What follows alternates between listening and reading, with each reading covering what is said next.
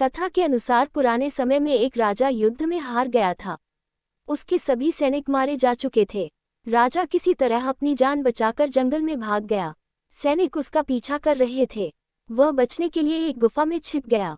सैनिक राजा को जंगल में खोजते खोजते उस गुफा तक पहुंच गए। गुफा के अंदर राजा को ढूंढा, लेकिन सैनिक उसे ढूंढ नहीं सके।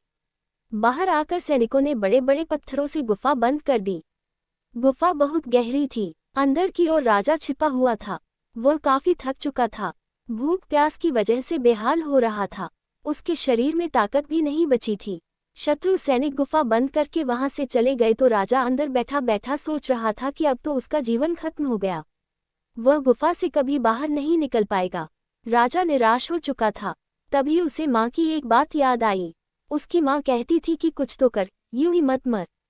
ये बात याद आते ही राजा में फिर से ऊर्जा आ गई। उसने सोचा कि कोशिश किए बिना हार नहीं मानना चाहिए।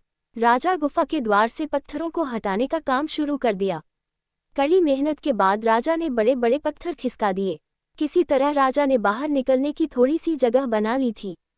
राजा गुफा से बाहर निकला और अपने मित्र राजा के पास पहुंच गया। मित्र राजाओं की मदद से उसने शत्रुओं को पराजित कर दिया और अपना राज्य वापस प्राप्त कर लिया। सीख: इस कथा की सीख यही है कि हमें सफलता मिलने तक हार नहीं मानना चाहिए। जिस पल हम हार मान लेते हैं, उसी समय असफल हो जाते हैं। पी के रॉय, दीपक कुमार।